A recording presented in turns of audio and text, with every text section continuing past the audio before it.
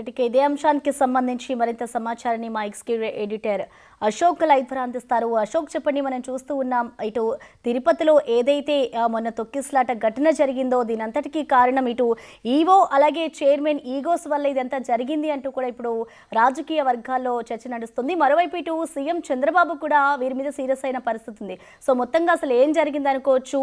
CM Chandrababu serious అయిన తర్వాత అయినా ఇప్పటికైనా వాళ్ళ ఈగోస్ పక్కన పెడతారనుకోవచ్చా? అసలు ఏం జరుగుతుంది అనుకోవచ్చు అశోక్? జరిగిన ఘటన మీద ఏపీ ప్రభుత్వం అయితే చాలా సీరియస్గా ఉంది. కేవలం కింది స్థాయి ఉద్యోగులు మాత్రమే సస్పెండ్ చేసి మమా అనిపించారు, పై స్థాయి వాళ్ళని మీద యాక్షన్ తీసుకోలేదు అంటూ కొంత విమర్శ కూడా ప్రభుత్వం పైన వస్తున్న నేపథ్యంలో ఏపీ ప్రభుత్వం సీఎం చంద్రబాబు అటు డిప్యూటీ సీఎం పవన్ కళ్యాణ్ ఒక సీరియస్ యాక్షన్ దిశగా ముందుకెళ్తున్నట్టుగా కొంత ప్రచారం అయితే జరుగుతుంది. ఎందుకంటే నిన్న 6 చనిపోయిన ఘటనకు సంబంధించి స్వయంగా చంద్రబాబు నాయుడు అక్కడ మీటింగ్ పెట్టి అంటే రివ్యూ చేస్తున్న సందర్భంలోనే ఈవో చైర్మన్ ఇద్దరు కూడా ఒకళ్ళ మీద ఒకళ్ళు దుమ్మెత్తి పోసుకోవటం, చంద్రబాబు ముందే అంటే సీఎం ముందే వాళ్ళిద్దరూ గొడవ పెట్టడం, నువ్వెంత అంటే నువ్వెంత అంటాం, ఒకళ్ళ ఈగోని ఇంకొక ఈగోలతో వాళ్ళంతా కూడా ఆ మీటింగ్లో స్పష్టం చేసే ప్రయత్నం చేయటం, అంటే అక్కడే దుమ్మెత్తి పోసుకోవడం ద్వారా 6 ప్రాణాలు పోయినా విలువ లేకుండా ప్రాణాలు పోవడానికి కారణం ఏంటి, ఇలాంటివి జరగకుండా ఏం జాగ్రత్తలు తీసుకోవాలని ఒక రివ్యూ మీటింగ్ పెట్టినప్పుడు అది గాలికి వదిలేసి వీళ్ళిద్దరూ ఒకళ్ళ మీద ఒకళ్ళు ఉన్న ఇగోని చంద్రబాబు ముందు మిగిలిన అధికారులందరి ముందు కూడా చూపించే ప్రయత్నం చేశారు. నువ్వు నా మాట వినట్లేదంటే నా మాట వినట్లేదంటూ ఒకళ్ళ మీద ఒకళ్ళు స్వయంగా చంద్రబాబు ముందు ఆరోపణలు చేసుకుని ఫిర్యాదు చేసుకుని నువ్వెంత అంటే నువ్వెంత అన్నారు. దీంతో పరుగు పోయింది.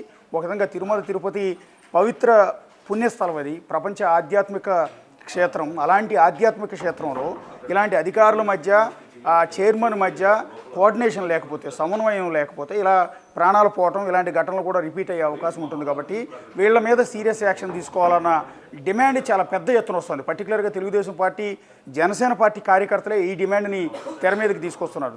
అందులోనూ డిప్యూటీ సీఎం పవన్ కళ్యాణ్ కూడా స్వయంగా మీటింగ్లో నిన్న ప్రెస్ మీట్లో కరాఖండిగా చెప్పేశారు. ఏదంటే ఈఓకి, అడిషనల్ ఈఓకి అండ్ చైర్మన్కి మధ్య కోఆర్డినేషన్ లేదు, పడట్లేదు వీళ్ళు ఎవరికి కూడా అని స్వయంగా డిప్యూటీ సీఎం నోటి వెంట నుంచి చెప్పారు.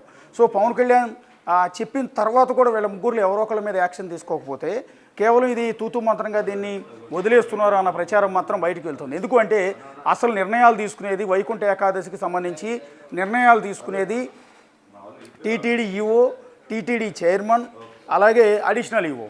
వీళ్ళు నిర్ణయాలు తీసుకుంటారు, కిందనున్న సిబ్బంది అంతా కూడా వాటిని ఇంప్లిమెంట్ చేస్తారు. కానీ ఇక్కడ తిరుపతి ఎస్పీ సుబ్బరాయుడు మీద యాక్షన్ తీసుకోవటం, అట్లాగే గోశాల డైరెక్టర్ మీద యాక్షన్ తీసుకోవటం, అక్కడ ఏదో గేటు తీసేయడని డిఎస్పీ మీద యాక్షన్ తీసుకోవటం, జేఈఓ గౌతమ్ని తప్పించడం, సో ఇవి మాత్రమే చేశారు. అసలైన వాళ్ళ మీద ఎందుకు యాక్షన్ తీసుకోలేదు? మూల కారణం వాళ్ళు కదా అన్నది ఇప్పుడు ప్రభుత్వం మీద వస్తున్న ప్రధానమైన విమర్శ, ప్రభుత్వం ముందు అందరూ పెడుతున్న ప్రధానమైన డిమాండ్గా కనిపిస్తుంది. సో ఈ నేపథ్యంలో ప్రభుత్వం కూడా ఒక యాక్షన్ దిశగా ముందుకెళ్తున్నట్టుగా తెలుస్తుంది. ఎందుకంటే సీఎం చంద్రబాబు నిన్న పద్మావతి పార్క్ దగ్గరికి వెళ్ళిన సందర్భంలో ఈఓ శ్యామలరావు మీద, కలెక్టర్ మీద, ఎస్పీ మీద అందరి మీద సీరియస్ అయ్యారు. ఏ ఒక్కరిని కూడా వదిలిపెట్టలేదు. అట్లాగే మీటింగ్లో కూడా చైర్మన్ మీద, ఈఓ మీద, అడిషనల్ ఈఓ మీద అందరి మీద కూడా చాలా సీరియస్ అయ్యారు. ఇట్లా పని చేయటం మానేసి నా ముందే గొడవలు పడతారా అంటూ. అప్పటికి మంత్రి అనగాని సత్యప్రసాద్ అక్కడ జిల్లా మంత్రిగా ఉన్నారు, ఇన్ఛార్జి మంత్రిగా, ఆయన కూడా సర్ది చెప్పారు. ఒక సీఎం ముందు మీరు గొడవలు పడటం ఏంటి, ఇప్పుడు మేము కోఆర్డినేట్ చేసుకోవటం లేదా, ఒక మంత్రిగా నేనున్నాను, చీఫ్ సెక్రటరీతో నేను కోఆర్డినేట్ చేసుకోవటం లేదా, చీఫ్ సెక్రటరీతో నేను కోఆర్డినేట్ చేసుకోవటం లేదా, అలాంటిది మీరు ఎందుకు చైర్మన్తో కోఆర్డినేట్ చేసుకోలేకపోతున్నారు, ఎందుకు ఈ విధమైన గొడవలు చేస్తున్నారు ఆయన చెప్పినా కూడా వినకుండా వాళ్ళు చంద్రబాబు ముందే గొడవ పడిన నేపథ్యంలో చంద్రబాబు కూడా ఈ విషయాన్ని సీరియస్గా తీసుకున్నట్టు తెలుస్తోంది. ఇటు పవన్ కళ్యాణ్, డిప్యూటీ సీఎం పవన్ కళ్యాణ్తో కూడా ఆయన చర్చించినట్టు తెలుస్తోంది. ఇది ఏదో ఒక యాక్షన్ దిశగా వెళ్ళకపోతే పవిత్ర పుణ్యక్షేత్రమైన తిరుమల కొండలపై ఈ విధమైన గొడవలు పడుతూ ఉంటే, అధికారులు చైర్మన్ మధ్య, పాలక మండలి మధ్య సమన్వయం లేకపోతే భవిష్యత్తులో మరింత ఇబ్బందికరమైన పరిస్థితులు తలెత్తే అవకాశం ఉంటుంది. ప్రతిపక్ష పార్టీకి మనమే విమర్శించేందుకు ఒక అవకాశం ఇచ్చినట్టు అవుతుంది. కాబట్టి ఒక యాక్షన్ తీసుకోవాలని వాళ్ళు కూడా నిర్ణయించుకున్నట్టుగా తెలుస్తుంది. సో ఈ నేపథ్యంలో ఇప్పుడు ఈ వైకుంఠ ఏకాదశి ఏర్పాట్లకు సంబంధించి ఇప్పటికే దాదాపు 15 సార్లు మీటింగ్ పెట్టారు. 15 సార్లు మీటింగ్ పెడితే అందులో ఒక్కసారి మాత్రమే TTD chairman and EO attend అయ్యారు కలిసికట్టుగా. మిగిలిన మీటింగ్లు వేటికి కూడా వీళ్ళిద్దరూ కలిసికట్టుగా అటెండ్ కావాలేదు. ఈయనకి నచ్చినట్టు ఆయన మీటింగ్లు పెట్టుకుంటాడు, ఈయనకి నచ్చినట్టు ఈయన మీటింగ్లు పెట్టుకుంటాడు. సీఎం ముందు కూడా వీళ్ళిద్దరూ ప్రస్తావించింది ఏంటంటే, అదేంటి నువ్వు నాకు చెప్పి చేస్తున్నావా, వైకుంఠ ఏకాదశి ఏర్పాట్లకు సంబంధించి నాకు చెప్పలేదు కదా అని ఈయన విమర్శిస్తే, నీకు చెప్పాల్సిన అవసరం ఏంటి, నువ్వు నాకు చెప్పి చేస్తున్నావు అంటూ ఆయన మాట్లాడటం. పర్టికులర్గా ఈ శ్రీవాణి ట్రస్ట్కి సంబంధించి నీ ఇష్టం వచ్చిన నువ్వు ప్రెస్ మీట్ పెట్టుకుని నువ్వు ప్రకటించేసుకున్నావు, మధ్యలో నాకు కనీసం చెప్పలేదు, నా ఇబ్బందులు నువ్వు గుర్తించావు అంటూ ఈవో ప్రశ్నించడం. ఈయనేమో చైర్మన్ ఇంకో రకంగా మాట్లాడు, అసలు నేను చైర్మన్గా వచ్చిన దగ్గర నుంచి ఇప్పటి వరకు నన్ను పట్టించుకోవటం లేదు, కనీస గౌరవం ఇవ్వట్లేదు అంటూ చైర్మన్ మాట్లాడటం. ఇవన్నీ చూసిన తర్వాత చాలా తిరుమల పవిత్ర పుణ్యక్షేత్రమైన గతంలో ఈ రకమైన వివాదాలు ఎప్పుడు కూడా లేవు. గతంలో భూమన కరుణాకర్ రెడ్డి చేశాడు, సుబ్బారెడ్డి చేశారు, ఇంకా అంతకుముందు చాలామంది ఈవోలుగా పనిచేసిన సందర్భాలు ఉన్నాయి. కానీ ఎప్పుడు కూడా ఈ స్థాయిలో అంటే చైర్మన్కి ఈవోకి అడిషనల్ ఈవోకి మధ్య గొడవలు ఉండటం అనేది, ఈ రకమైన తారాస్థాయికి రావడం, సీఎం ముందు గొడవలు పడిన సందర్భాలు చాలా తక్కువ. అప్పుడు కూడా చిన్న చిన్న ఈగోస్ క్లాషెస్ ఉంటే ఉండొచ్చు, కానీ ఎప్పుడు కూడా అవి బయటపడిన సందర్భాలు లేవు. నిన్న కూడా ఈ గొడవలు ఏమైనా ఉంటే అవి వేరుగా చంద్రబాబుకి వేరువేరుగా కలిసి వాటిని ఫిర్యాదు చేయొచ్చు, వాటిని పరిష్కరించుకోవచ్చు. అలా కాకుండా చైర్మన్ ఈవో కలిసి చంద్రబాబు రివ్యూ చేస్తున్నప్పుడు, అది కూడా 6 ప్రాణాలు పోయిన ఒక స్టాంపేడ్కి సంబంధించిన వ్యవహారం పైన, అతి సీరియస్ వ్యవహారం పైన రివ్యూ చేస్తుంటే దానిలో వీళ్ళిద్దరూ గొడవ పట్టడం చిన్నపిల్లల మాదిరిగా. సో ఇది చూసిన తర్వాత ప్రతి ఒక్కరికి కూడా ఇప్పుడు ఒళ్ళు మండిపోయే పరిస్థితి కనపడుతుంది. అందువల్ల టీటీడీ చైర్మన్ మీద యాక్షన్ తీసుకోవాలి, ఈ టీటీడీ ఈవో అట్లాగే అడిషనల్ ఈవో వీళ్ళ ఇద్దరిని కూడా ట్రాన్స్ఫర్ చేయాలన్న డిమాండ్ ప్రధానంగా వస్తుంది. పర్టికులర్గా టీటీడీ చైర్మన్ తొలగించినా తప్పు లేదు అనే డిమాండ్ చాలామంది తెలుగుదేశం పార్టీ కార్యకర్తల నుంచే ప్రధానంగా వస్తున్న పరిస్థితి ఉంటుంది. కింది స్థాయి వాళ్ళని ట్రాన్స్ఫర్లు చేయడం కాదు, పై స్థాయిలో ఉన్న ఈవోని అడిషనల్ ఈవోని ట్రాన్స్ఫర్ చేయాలన్న డిమాండ్ ప్రధానంగా వస్తుంది. ఇక్కడ వీళ్ళ ఈగోల వల్లే వాళ్ళ ప్రాణాలు పోయాయి, వీళ్ళ కోఆర్డినేషన్ లేకపోవడం వల్లే వాళ్ళ ప్రాణాలు పోయే పరిస్థితి వస్తుంది. భవిష్యత్తులో ఇలాంటి ఘటనలు చోటు చేసుకోకుండా ఉండాలి అంటే వీళ్ళ మీద యాక్షన్ తీసుకోవాలనే డిమాండ్ ప్రధానంగా వస్తుంది. ఇక్కడ మనం గమనించాల్సింది ఏంటంటే, నేను సీనియర్ ఐఏఎస్ అధికారిని, టీటీడీ బోర్డు చైర్మన్ లేకపోయినా నేను మొదటి నుంచి కూడా దీన్ని నడిపిస్తూ వస్తూ ఉన్నాను, కాబట్టి నా మాటే ప్రతి ఒక్కళ్ళు వినాలన్నది ఈవో శ్యామలరావు పంతం. కాదు, నేను చైర్మన్ని, నేను నామినేటెడ్ పోస్టు, నేను సీఎం నన్ను రిక్రూట్ చేశారు, నన్ను నామినేట్ చేశారు, టీటీడీ చైర్మన్గా నన్ను నియమించారు, కాబట్టి మీ అందరూ వచ్చి నాకు రిపోర్ట్ చేయాలి అనేది టీటీడీ చైర్మన్ పంతం. ఇక అడిషనల్ ఈవో వెంకయ్య చౌదరి, ఆయనది ఇంకో టైప్ ఆఫ్ పంతం. సార్ నన్ను ఏరుకోరి తీసుకొచ్చి ఇక్కడ అడిషనల్ ఈవోగా నియమించారు కాబట్టి మీ అందరి మాట నేను వినాల్సిన అవసరం లేదు, నా దారిలో నేను వెళ్తాను, మీరందరూ నేను చెప్పినట్టు మీరు నడుచుకోవాలంటూ వెంకయ్య చౌదరి. సో వెంకయ్య చౌదరికి ఈవో శ్యామలరావుకి పడదు, వెంకయ్య చౌదరికి టీటీడీ చైర్మన్ బీఆర్ నాయుడికి పడదు, బీఆర్ నాయుడికి ఈవో శ్యామలరావుకి పడదు. అంటే ఎంటైర్ తిరుమల తిరుపతి దేవస్థానం అంటే 7 కొండలు మొత్తాన్ని నడిపించాల్సిన ఈ ముగ్గురికి పడదు. సరే, ఈ ముగ్గురు అంటే మళ్ళీ పాలక మండలిలో ఉన్న బోర్డు మెంబర్లకు పడదు. సో ఒక ఇబ్బందికరమైన పరిస్థితి, దారుణమైన పరిస్థితి తిరుమల కొండపైన ఉన్న నేపథ్యంలో వీళ్ళ ముగ్గురులో ఎవరో ఒకళ్ళ మీద వేటు పడే అవకాశం అయితే చాలా స్పష్టంగా కనిపిస్తుంది. అసలు ముగ్గురిని తప్పించినా తప్పు లేదు అన్న డిమాండ్ మరొక వైపు కనిపిస్తున్న నేపథ్యంలో సాయంత్రం ఒక అత్యవసర టీటీడీ బోర్డు మీటింగ్ జరగబోతోంది.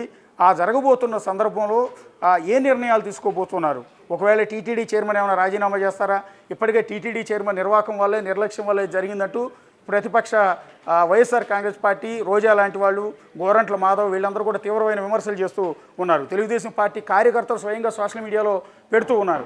సో ఒకవేళ దీనికి నైతిక బాధ్యత వహిస్తూ టీటీడీ చైర్మన్ రాజీనామా చేస్తున్నారన్న ప్రచారం కూడా కొంత జరుగుతుంది, చేయాలన్న డిమాండ్ కూడా కనిపిస్తుంది. గతంలో రైలు ప్రమాదం జరిగినప్పుడు, రైలు ప్రమాదం జరిగి జనాల ప్రాణాలు పోయిన సందర్భంలో రైల్వే శాఖ మంత్రులు రాజీనామా చేసిన సందర్భాలు ఉన్నాయి. అలాంటి తిరుమల పవిత్ర పుణ్యక్షేత్రంలో 6 నిండు ప్రాణాలు పోయినప్పుడు టీటీడీ చైర్మన్ నైతిక బాధ్యత వహిస్తూ ఎందుకు రాజీనామా చేయరు అన్న డిమాండ్ ప్రధానంగా వినిపిస్తుంది.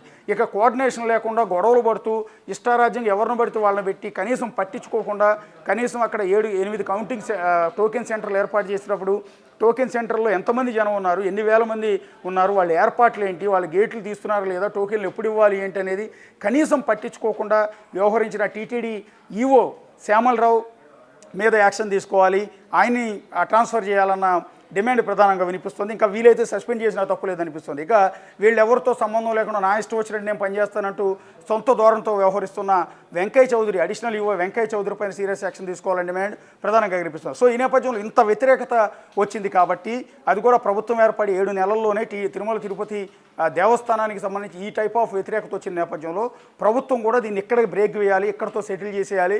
సో వీళ్ళు ఎవరో ఒకళ్ళ మీద యాక్షన్ తీసుకోవాలి, లేదు వీలైతే ముగ్గురు మీద యాక్షన్ తీసుకుంటే ప్రజల్లో ఒక మంచి సైన్ పోతుంది. పైగా డిప్యూటీ సీఎం పవన్ కళ్యాణ్ కూడా అదే రకమైన డిమాండ్ చేస్తున్నారు కాబట్టి ఆయన గౌరవించినట్టు అవుతుంది అన్న ఉద్దేశంతో వీళ్ళ మీద యాక్షన్ తీసుకునే దిశగా సాగుతోంది. సో సాయంత్రం ఎమర్జెన్సీ పాలక మండలి మీటింగ్ జరుగుతుంది. మీటింగ్ తర్వాత ప్రభుత్వం ఏ నిర్ణయం తీసుకుంటుంది, లేకపోతే వాళ్ళే స్వచ్ఛందంగా తప్పుకుంటారా? ఎందుకంటే ఐఏఎస్లు వెంకయ్య చౌదరి కావచ్చు, లేకపోతే శ్యామలరావు కావచ్చు, వీళ్ళని తొలగించడానికి వీల్లేదు, కేవలం ట్రాన్స్ఫర్ మాత్రమే చేయగలరు, ఇంకా వీలైతే సస్పెండ్ చేయగలరు. కానీ తొలగించే అవకాశం ఒక బీఆర్ నాయుడు విషయంలో మాత్రమే ఉంది. అది నామినేటెడ్ పోస్ట్ కాబట్టి టీటీడీ చైర్మన్, బోర్డు చైర్మన్ అనేది కావాలి అనుకుంటే, ప్రభుత్వం తప్పించాలి అనుకుంటే ఆయన మాత్రమే తొలగించగలదు, లేదా ఆయనే స్వచ్ఛందంగా తప్పుకోమని ప్రభుత్వం సూచించగలదు. ఇంత డ్యామేజ్ అయిన తర్వాత ఆయన కూడా ఆ స్థానంలో కొనసాగుతారు అని చాలామంది అనుకోవటం లేదు. సో ఈ నేపథ్యంలో తిరుమల కొండపై వైకుంఠ ఏకాదశి కాబట్టి అశోక్, ఇప్పుడు ఏదైతే ఈ ఘటన జరిగిందో, ఘటన జరిగిన తర్వాత ఇటు ఈవో అలాగే చైర్మన్ ఇద్దరి మధ్య విభేదాలు ఉన్నాయి, ఈగో ఇష్యూస్ ఉన్నాయనేది బయటపడింది. సో అంతకు ముందే ఎప్పుడైనా వీళ్ళ విషయం సంబంధించి అధికారుల దృష్టికి వెళ్ళిందా? ఇంతకుముందు వరకు వీళ్ళకి పడట్లేదన్న విషయం ప్రతి ఒక్కరికి కూడా తెలుసు. అక్కడ ఎవరికి వాళ్ళు పొంతం లేకుండా, సంబంధం లేకుండా ఇష్టం వచ్చినట్టు చేస్తూ ఉన్నారు. చైర్మన్ దారి చైర్మన్ది, ఈవో దారి ఈవోది, అడిషనల్ ఈవో దారి అడిషనల్ ఈవోది అన్నట్టుగా వ్యవహరిస్తున్నారన్న విషయం అందరికీ తెలిసిందే. కానీ ఓపెన్గా ఎక్కడా కూడా బయటపడలేదు. కానీ నిన్న 6 మరణానికి సంబంధించి స్వయంగా సీఎం చంద్రబాబు నేతృత్వంలో ఏర్పాటు చేసిన సమావేశంలోనే, ఆ సమీక్షా సమావేశంలోనే వీళ్ళిద్దరూ గొడవ పడటం వల్ల ఇది బట్టబయలైంది, బయటకు వచ్చింది. వాళ్ళ పత్రికలన్నీ కూడా బ్యానర్ ఐటెం కింద రాశాయి. దీంతో ఇది బయటకు వచ్చింది. ఇన్నాళ్ళు గుట్టుగా ఉన్న ఈ వ్యవహారం, ఒక కోల్డ్ వార్ కింద నడుస్తున్న వ్యవహారం అంతా కూడా నిన్న సీఎం ముందే బట్టబయలైంది. సీఎం కూడా దీని మీద సీరియస్ కావటం, వాళ్ళందరి మీద కూడా చాలా సీరియస్ అవ్వడంతో ఈ వ్యవహారం వాళ్ళ పత్రికల్లో బ్యానర్ ఐటెం కింద రావడంతో ఈ అంశం మొత్తం కూడా సెన్సేషన్ అయింది. అయితే అశోక్, టీటీడీ బోర్డు భేటీ అయింది. భేటీ అయిన తర్వాత ఇటు టీటీడీలో ప్రక్షాళన చేస్తామంటూ కూడా మనకి సమాచారం అందుతోంది. ఒకవేళ చైర్మన్ అలాగే ఈవో ఇద్దరిని చేంజ్ చేస్తే అక్కడ ఎలాంటి పరిస్థితి ఉంటుంది అనుకోవచ్చు అశోక్? అది ప్రభుత్వానికి చాలా మంచి పేరు వస్తుంది. ఒక విధంగా చెప్పాలి అంటే, ఇప్పుడు నిన్న డిప్యూటీ సీఎం పవన్ కళ్యాణ్ లాంటి వారు వచ్చి స్వయంగా చెప్పారు, గతంలో ఏ మంత్రి కానీ ఏ ప్రభుత్వం కానీ ఈ తరహా స్టేట్మెంట్ ఇచ్చిన సందర్భాలు లేవు. ఎందుకంటే మా ప్రభుత్వంలో ఉన్న అధికారుల లోపం వల్ల, అధికారుల కోఆర్డినేషన్ లోపం వల్ల 6 ప్రాణాలు పోయాయి, మమ్మల్ని క్షమించండి అంటూ 2 చేతులు జోడించి ఒక డిప్యూటీ సీఎం వేడుకున్న పరిస్థితులు దేశ చరిత్రలో ఏ రాష్ట్రంలో కూడా లేదు. ఒక ఘటనకు సంబంధించి అది ప్రతిపక్షాల మీదకు దోచేయటమో, ఇంకో వాళ్ళ మీదకు తోసేయటమో, ఇంకోటి ఏదో ఒక రకమైన ఆరోపణలు చేసి తప్పించుకునే ప్రయత్నం చేస్తారు. కానీ నిన్న డిప్యూటీ సీఎం హోదాలో ఉన్న పవన్ కళ్యాణ్ అక్కడికి వచ్చి ఇది మా తప్పిదం వల్ల జరిగింది, అధికారుల తప్పిదం వల్ల జరిగింది, మమ్మల్ని క్షమించండి. సో దీనికి మూల కారణం TTD chairman BR Naidu, EO Shyamalarao, additional EO Venkaiah చౌదరులు. సో వీళ్ళ కోఆర్డినేషన్ లోపం వల్ల ఈ ప్రమాదం జరిగింది. సో దీన్ని తప్పును సవరించాలి అంటే, ఇంకోసారి జరగకుండా ఉండాలంటే సీరియస్ యాక్షన్ తీసుకోవాలి. ఎంటైర్ టీటీడీ బోర్డు పాలక మండలి సభ్యులంతా కూడా ఎవరైతే చనిపోయారో బాధితులు, వాళ్ళ కుటుంబ సభ్యుల ఇళ్లకు వెళ్ళి క్షమాపణలు అడగాలి అంటూ చాలా ఘాటు వ్యాఖ్యలు, చాలా చాలా చాలా పెద్ద పెద్ద మాట్లాడిన పరిస్థితి కనిపిస్తుంది. ఇక దానికి తోడు చంద్రబాబు కూడా రావటం, ఎక్కడైతే ప్రమాదం జరిగిందో పద్మావతి గేట్ దగ్గరికి వెళ్ళిన సందర్భంలో కూడా చాలా సీరియస్గా మాట్లాడటం, మీ అందరి లోపం వల్లే ఇదంతా జరిగిందని చెప్పడం, ఇవన్నీ చూసిన తర్వాత ఖచ్చితంగా ఏదో ఒక యాక్షన్ తీసుకుంటారన్న సమాచారం అయితే మనకి తెలుస్తుంది. ఒకవేళ తీసుకోకపోతే ప్రభుత్వానికి ఇబ్బందికరమైన అంశం. అంటే ఇంత హడావుడి చేశారు, ఇంత హడావుడి చేసి ఇంత డ్రామా నడిపారు అంటూ ఇప్పటికే వైఎస్ఆర్ కాంగ్రెస్ పార్టీ తీవ్రమైన ఆరోపణలు చేస్తోంది. సో వైఎస్ఆర్ పార్టీకి ఆ అవకాశం ఇవ్వకుండా ఉండాలి అంటే, కింది స్థాయి ఉద్యోగుల సస్పెన్షన్తో సరిపెట్టకుండా పై స్థాయిలో ఉన్న టీటీడీ చైర్మన్ మీదో, ఈవో మీదో, అడిషనల్ ఈవో మీద కనుక యాక్షన్ తీసుకోగలిస్తే ప్రభుత్వానికి ఉన్న క్రెడిబిలిటీ మరింత పెరుగుతుంది. అంటే ఇలాంటి ఘటనల విషయంలో ఏమాత్రం ఎవరిని ఉపేక్షించేది లేదు అన్న సైన్ ప్రతి ఒక్క ప్రభుత్వ అధికారికి, ప్రభుత్వ ఉద్యోగికి వెళ్తుంది. ఐఏఎస్లైనా, ఐపీఎస్లైనా, కింది స్థాయి ఉద్యోగులైనా ఎవరిని వదిలిపెట్టేది లేదు, ఇలాంటి నిర్లక్ష్యాన్ని ఊరుకునేది లేదు అంటూ అన్న సైన్ ప్రజలందరికీ కూడా పోయే అవకాశం ఉంటుంది. సో బాధ్యత ప్రతి ఒక్కళ్ళు కూడా ఒక రెస్పాన్సిబిలిటీ పెరుగుతుంది. సో ఇది కనుక తీసుకోగలిగితే, ఒకవేళ తీసుకోకుండా కేవలం సుబ్బరాయుడిని ట్రాన్స్ఫర్ చేయడంతో, గౌతమిని ట్రాన్స్ఫర్ చేయడంతో, లేకపోతే డిఎస్పీ రమణ కుమార్ని సస్పెండ్ చేసో, లేకపోతే గోశాల డైరెక్టర్ హర్షవర్ధన్ రెడ్డి సంథింగ్ అతన్ని వాళ్ళని సస్పెండ్ చేయడంతో సరిపెట్టేస్తే ఇది క్లారిటీ రాదు. సో దీని మీద ప్రభుత్వానికి ఇంకా మచ్చగానే మిగిలిపోతుంది. ఎందుకంటే ఈ 6 మరణం అనేది ఈ ప్రభుత్వం కొనసాగినంతకాలం, ఇప్పటికే 7 నెలలు అయింది, దాదాపు ఇంకా 4 సంవత్సరాల 5 నెలల పాటు 4 సంవత్సరాల 5 నెలల పాటు సీఎంగా చంద్రబాబు నాయుడు ఉంటారు. ఈ కూటమి ప్రభుత్వం కొనసాగుతుంది. ఈ 4 సంవత్సరాల 5 నెలల పాటు ఈ 6 మరణాలకు సంబంధించిన అంశం పైన ప్రతిసారి జవాబుదారీతనంగానే ప్రభుత్వం ఉండాల్సిన పరిస్థితి ఉంటుంది. ఎందుకంటే ప్రతిపక్షం దీన్ని పదే గుర్తు చేస్తూ వస్తూ ఉంటుంది. కాబట్టి సో ప్రతిపక్షానికి ముందు మాట్లాడే అవకాశం ఇవ్వకుండా ఉండాలి అంటే, సొసైటీ నుంచి వచ్చే విమర్శలు తట్టుకోవాలి అంటే ప్రభుత్వం ఒక సీరియస్ యాక్షన్ తీసుకోవాలి. అది టీటీడీ చైర్మన్ని తప్పిస్తారా? ఒకవేళ టీటీడీ చైర్మన్ కనుక తప్పిస్తే అది పెద్ద సంచలనం అవుతుంది. సంచలనం అవుతుంది. ఇంతకుముందు గతంలో ఎప్పుడు కూడా టీటీడీ చైర్మన్గా ఉన్న వ్యక్తిని ఇలాంటి ఇన్సిడెంట్ జరిగినప్పుడు ఆ కారణాల చేత తొలగించిన సందర్భాలు లేవు. సో అది మొట్టమొదటిసారి ఒకవేళ టీటీడీ చైర్మన్గా ఉన్న బీఆర్ నాయుడు కనుక ప్రభుత్వం తప్పించగలిగితే, వేటు వేయగలిగితే ప్రభుత్వానికి ఉన్న క్రెడిబిలిటీ మరింత పెరుగుతుంది. ఇందాక నేను చెప్పినట్టుగా ప్రతి ఒక్కళ్ళలో కూడా ఒక జవాబుదారీతనం పెరుగుతుంది, ఒక బాధ్యత పెరుగుతూ ఉంటుంది. మనం ఏమైనా తప్పు చేస్తే నిర్లక్ష్యంగా ఊహిస్తే ఇలాంటి సీరియస్ యాక్షన్ తీసుకుంటారు, ఎవరిని ఉపేక్షించరు అన్న సైన్ అనేది ఖచ్చితంగా పోతుంది. అట్లాగే ఈఓని అడిషనల్ ఈఓని తప్పిస్తే ఆ తర్వాత వచ్చేవాళ్ళు, ఆ తర్వాత ఎవరినైతే ఆ పోస్టులో రిక్రూట్ చేస్తారో వాళ్ళు వచ్చిన డే 1 నుంచే చాలా బాధ్యతగా పనిచేస్తారు. ఎందుకంటే ఇంతకుముందు జరిగిన పరిణామాలని గుర్తుపెట్టుకుని.